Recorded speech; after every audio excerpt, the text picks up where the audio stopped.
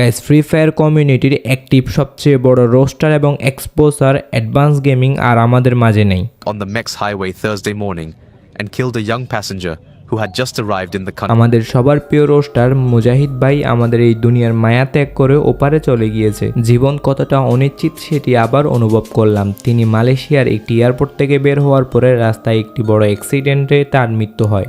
কথাগুলো শুনতে অবিশ্বাস্য হলেও এটাই বাস্তব। 23শে এপ্রিল 2024 বৃহস্পতিবার আজ সকালে তিনি মালয়েশিয়ার একটি airport MEX Kuala Lumpur international airport থেকে বের হয়ে তিনি একটি উবার বুক করেন। ভোর 5টার দিকে মুজাহিদ এবং তার ওয়াইফ রওনা দেয় মালয়েশিয়ার একটি শহরের উদ্দেশ্যে। ওই উবার গাড়িটির মধ্যে ছিল মুজাহিদ এবং মুজাহিদের সহধর্মিনী। অ্যাডভান্স গেমিং এর মৃত্যুর খবরটি ফার্স্টে কিছু ইউটিউবারদের সোশ্যাল মিডিয়া পোস্টে দেখা গেল, পরবর্তীতে তার নিজস্ব টেলিগ্রাম গ্রুপ, যে গ্রুপে অ্যাডভান্স গেমিং হালাল জুয়াকে অ্যাডভান্স গেমিং এর গ্রুপ, এটার মধ্যে তোমরা দেখতে পাচ্ছ এখানে তার অ্যাক্সিডেন্টের কয়েকটা পিক দেওয়া হলো এবং এখানে জানিয়ে দেওয়া হয়েছে শুরুতে তার অ্যাক্সিডেন্টে তার মৃত্যু হয়েছে ওইটা, এবং এখানে কিছু ভয়েস দেওয়া হয়েছে, সেগুলো তোমরা শোনো। আপনার ওই দুইটা গাড়ি মুখোমুখি ধাক্কা লাগছে এবং সে মুজাহিদ ওই যে মাথা আপনার গাড়ির গ্লাসে লাগছে, লাগার পরে হয়তো বা বেশি ব্যথা পাইছে, যার ফলে মাথার মধ্যে ব্লিডিং হয়ে আপনার মারা গেছে। এখন আমি এই পর্যন্ত কোনো ছবি টবিও পাইছি না, তবে আমি আমাদের এই এলাকার মানুষ পাশাপাশি যত সোর্স আছে সবাইকে মালয়েশিয়াতে পাঠাইছি, মানে যেখানে যাওয়া দরকার সেখানে পাঠাইছি, আশেপাশে যারা অনেকে আছে না থাকে তো তাদেরকে পাঠাইছি, তারা আপনার এই সব কিছু কনফার্ম করছে। এখন আমরা চেষ্টা করতেছি তার লাশটা নিয়ে আসার জন্য। তো আপনারা যারা আছেন আপনারা প্লিজ আমার বন্ধুর জন্য দোয়া করেন, সে আসলেই অনেক ভালো ছিল। আমি পরে আপনাদেরকে আরও আপডেট জানাবো না, ওকে? আপনারা প্লিজ এখন দোয়া করেন, দোয়া করা ছাড়া আর কিছু করার নেই। এরপরে গিয়ে তার অ্যাক্সিডেন্টের ছবি দেওয়া হয় এবং মুজাহিদ মানে অ্যাডভান্স গেমিংয়ের রিয়েল ছবি দিয়ে দেওয়া হয় এখানে। এরপরে তার ওই যে একটা ভিডিও দেওয়া হয় তাদের এলাকার মানে বাসের, ওইখানে গিয়ে ভিডিওটা সংগ্রহ করে তার লাশের ছবি দেওয়া হয়, এখানে একটা ভয়েসও দেওয়া হয়, ভয়েসটা তোমরা শোনো। সবার উদ্দেশ্যে একটাই কথা বলবো, আপনারা যারা আমার বন্ধুরে এতদিন যাবৎ দেখে না দেখে সাপোর্ট করছেন, হেল্প করছেন, পাশাপাশি তার মানে সব কার্যকলাপে আপনারা খুশি মনে মেনে নিছেন, তো আপনাদের কাছে আমার অনুরোধ, তার যদি কোনো খারাপ বা তার কোনো ব্যবহারে আপনারা কষ্ট পেয়ে থাকেন, আমি আমার বন্ধুর তরফ থেকে আপনাদের কাছে মাপ চাইতেছি, ওকে? আসলে আমি এখনও বিশ্বাস করতে পারতেছিলাম না যে সে মারা গেছে।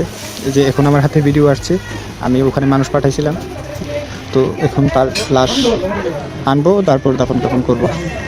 সবাই দোয়া করেন, আর কেউ কোনো ধরনের দাবি বা কিছু রাখেন না। তার খারাপ আচরণগুলো আপনারা একটু ক্ষমা সুন্দর দৃষ্টিতে দেখেন, তার ভালো কাজগুলো আপনারা একটু প্রমোট করেন। আর আমি তার ছবি দিছি যেন আপনারা তারে এতদিন যাবত অনেকেই আছে না দেখে তারে ভালোবাসছেন, তার প্রতি সাপোর্ট দেখেছেন, আপনারা যেন তার একটু দেখতে পারেন। আর খুব শীঘ্রই আমি এই গ্রুপটা হয়তো ক্লোজ করে দিতে পারি, আপনাদেরকে আমি পরে জানাবো না। হ্যাঁ, এখানে লাস্টে গ্রুপ ক্লোজ করে দেওয়ার কথা বলতেছে। তো যাক, এই বিষয়টা নিয়ে পরে কথা বলবো। উনি তো মারা গেছে, ওনাকে নিয়ে কথাগুলো এখন না বলাই উচিত। তো যাই হোক, মারা গেছে যাই হোক, মৃত্যু তো ভাই একদিন সবারই আসবে। তুমি যে বাইচে থাকতে যে অন্যায়গুলো করছো সেগুলো তো আর যাবে না, যে হক হালালের টাকা নিয়ে করছো নাকি হারামের টাকা নিয়ে করছো, সব তো দেখাই যাইতেছে। যাক, মৃত্যুর পরে ভাই সব মানুষেরই ক্ষমা করে দেওয়া উচিত, সবাই তারে ক্ষমা করে দিয়েন। দেন হচ্ছে যে তার মৃত্যুটা কনফার্ম, আপনারা তো জানিয়ে গেছেন এবং আমি যতটুকু পারছি আপনাদেরকে দেখানোর বা বোঝানোর চেষ্টা করছি সে কীভাবে মৃত্যুবরণ করছে। তাছাড়া ইয়ার একটা নিউজ করা হয়েছে এখানে, কোন জায়গায় মালয়েশিয়ার একটা নিউজ করা হয়েছে, ওই নিউজটাও আপনারা শোনেন, আমি তার সাথে আমি নিজে একটু ডাবিং করে দিচ্ছি। একজন সামরিক কর্মকর্তা যিনি মাতাল অবস্থায় গাড়ি চালিয়েছেন বলে ধারণা করা গিয়েছে। বৃহস্পতিবার সকালে ম্যাক্স হাইওয়ের বিপরীত দিক থেকে আসা গাড়ির সাথে মুখোমুখি সংঘর্ষে এতে এক তরুণ যাত্রী নিহত হন, যিনি বৃহস্পতিবার সকালে ম্যাক্স হাইওয়ের বিপরীত দিক থেকে আসা গাড়ির সাথে মুখোমুখি সংঘর্ষ করেন এবং এতে এক তরুণ যাত্রী নিহত হন, যিনি সদ্যদেশ থেকে এসেছিলেন। তার গাড়িটি একটি হেলিং এমভিবির সাথে ধাক্কা খায়, যেখানে দুজন বাংলাদেশি যাত্রী ছিলেন যারা কুয়ালালামপুর আন্তর্জাতিক বিমানবন্দর KLIA মাত্রায় অবরোধ করেছিলেন। তারা প্লেন থেকে নামার কিছুক্ষণের মধ্যে এই দুর্ঘটনাটি ঘটে। সকাল প্রায় 5টার দিকে সালাল সুলতান থেকে জালাল তুন রাজাকের দিকে যাওয়ার পথে সংঘর্ষটি ছিল ভয়াবহ।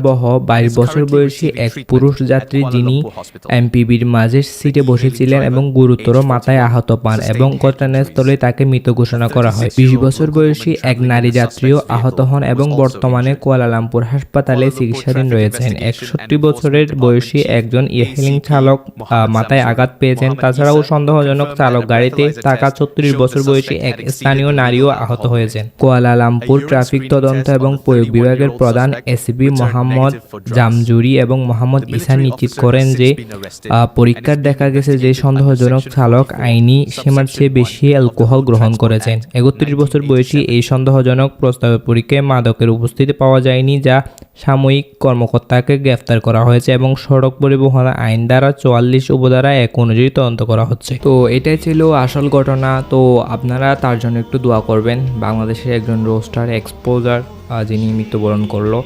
তবে এই রোস্টিং করা, এক্সপোজ করা এগুলো ভালো না। তারপর তিনি মৃত্যুবরণ করেছে, হয়তো তার সমস্ত ভুলগুলোকে আমরা মাফ করে দিব আর তার ভালো কাজগুলোকে আমরা হাইলাইট করব। তো আল্লাহ হাফেজ, আজকে ভিডিও এতটুকুই।